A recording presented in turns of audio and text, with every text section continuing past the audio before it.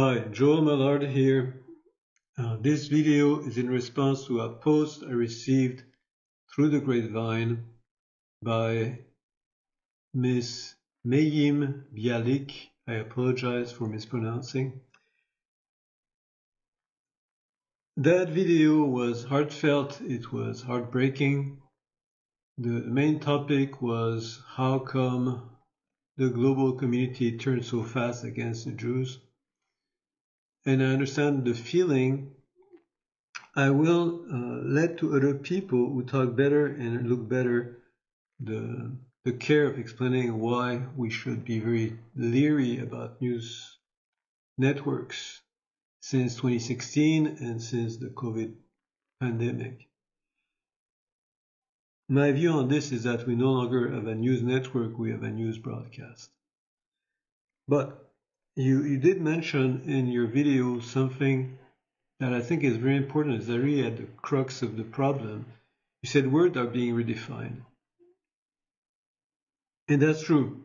The issue is that when we debate in school, we're told the old method where the debate takes a few minutes, an hour. We debate over a day, maybe a week. And the matter to be settled is either always true, universally true, or is always universally false. The dialogues that support social engineering last much longer.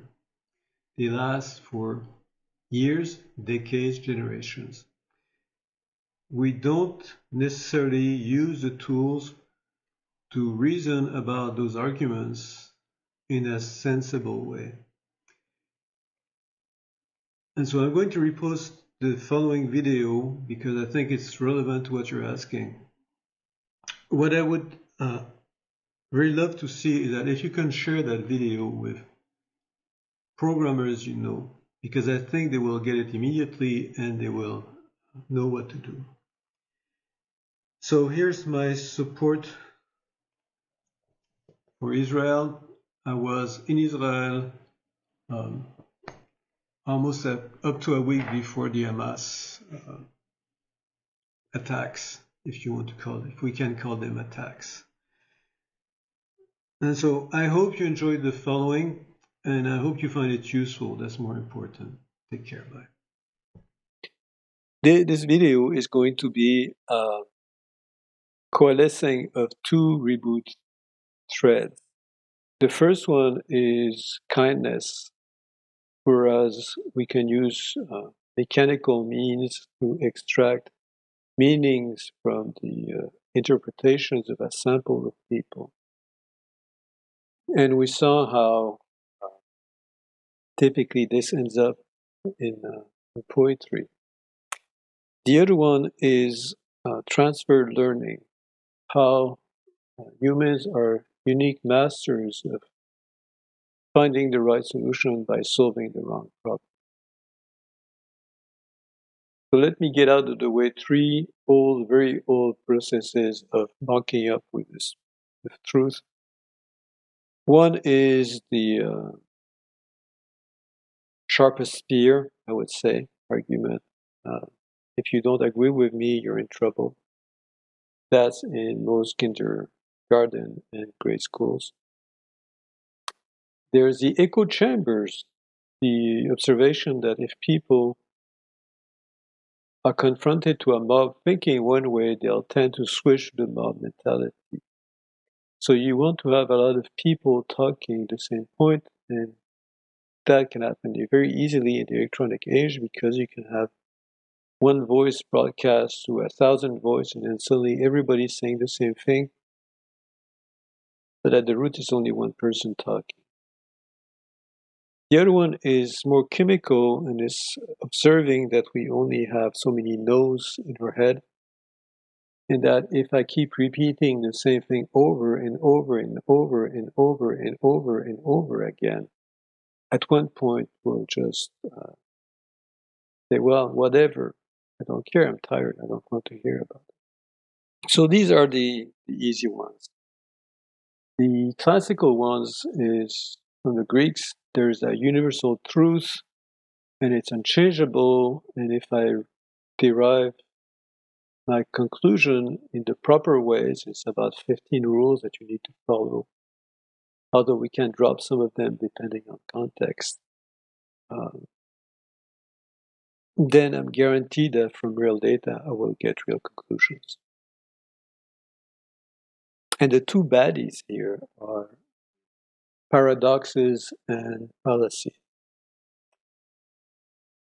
A paradox is really reasoning properly over data that's incomplete, inconsistent, whereas a fallacy is incorrect reasoning on correct data. So you've seen this, you know everything about what there is about making mistakes in logic. Well, actually, no, because you see, with the electronic age, truths become temporal. Now we can talk about today is a full moon, tomorrow will not be. How does time increase our chances of making mistakes? And I'm going to transfer from the very general problem to the problem of debugging an algorithm. The correspondence is that the algorithm is a fixed set of rules for obtaining a certain results from a certain input.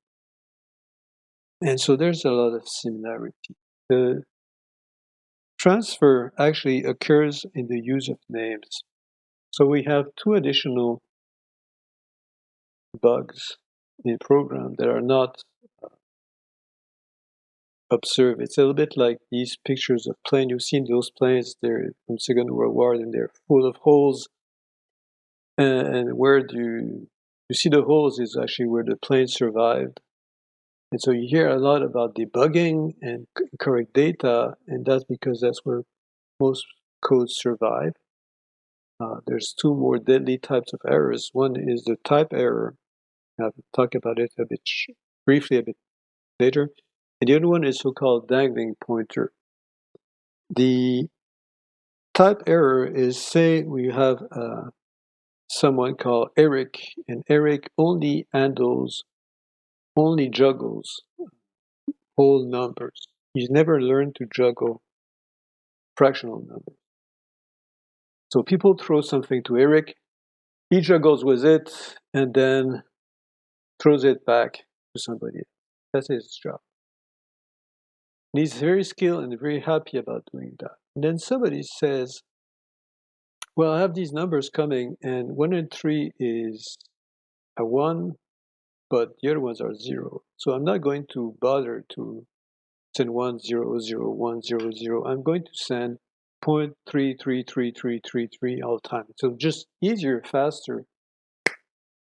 And now Eric is stumped there because he doesn't know what to do with that fractional number. So he does what he sensibly could do, is make it a whole number and truncate the fraction. So now he's juggling zeros. All the time juggling zeros. And now you see that your program is only acting as if there were only zeros in the input. That's not the correct behavior. The most famous example is vaccination versus desensitization.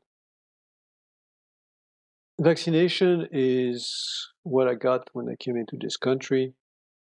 Desensitization is what you get when you have allergies.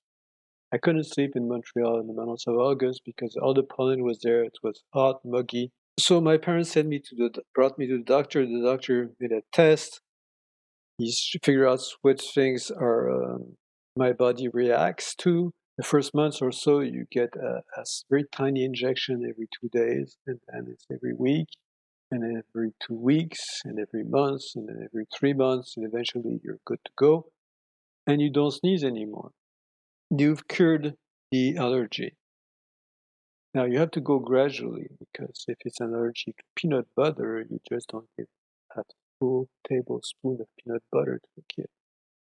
But if somehow somebody slipped in my list of vaccines at desensitization, procedure, then I'm going to treat it as a vaccine and I might get in trouble, at least over peanut butter. So you see how this works. It is calling a cat a dog and then acting with the cat as if it's a dog, and the cat's not happy. Dangling pointers is a case where the name refers to a container, not to an object by itself, but to a container. So Ivan is able to handle containers, and he does his work dutifully and everything, and all is good. He checks his containers, and now Ivan needs to take a few days vacation, whatever reason. He's not in the shop for a couple of days. And then Henry comes in and says, "Oh, this box not used. I'm going to use it. I'm going to put chili peppers in." So when Ivan comes back, his container is full of things that he didn't put in there. Where do we have that in society? Well, there's a lot of examples. The most famous one is the word gay. Sorry to say that, but uh, up to maybe the 80s, 70s, gay always referred to gaiety, levity. It was about being happy with life, being in good spirits. Then came the other word gay, which is not quite spelled the same way, but for most ears it sounds the same, which refers to sexual orientation. This is a dangling pointer, no pun intended, because the original meaning of the word gay disappeared. You can no longer say, "Oh, I'm feeling gay today," without referring to your sexual orientation. So that use of the word gay has been destroyed. We have a new use for a new meaning under the same name. So these are two famous examples that get people in real trouble, but I just talked about it from a purely logical perspective. How do we defend ourselves? You have to be very careful. When somebody changes a meaning to a word, that person will use a qualifier. One of the most popular is our democracy. Again, this is not partisan, it's just observation. When the media hear the soundbite, they will repeat what they heard and not what was told to them. The media will start saying, "This is a threat to democracy." They drop the R. So you have to go back to the original saying. Then you could ask a question, what is the difference between our democracy and the US Republic or the Iranian Republic or whatever? Why does this matter in terms of logic? In the classical sense, you start with your assumptions, you have your rules of derivation, you apply your reason, and you get a proper conclusion. Now, a little known theorem of logic, and it's actually not hard to prove, is that it's actually intuitive that if your initial assumptions are contradictory, all horses are white and all horses are black, you can eventually prove anything and disprove everything. So how does that apply here? We start with correct rules and correct data. We combine the two and we get garbage. What happened? Well, what happened is that some words may have changed their meanings during the execution from one meaning to a contradictory meaning. Justice, that's not justice, is one of them. Truth, that's not truth, is another one. So the really important thing here is to be very careful about what is the meaning of word as you go along. So it's been a long video. It's a fairly abstract video. Not everybody likes logic, but I hope you find it useful. I definitely enjoy reading the news much more now.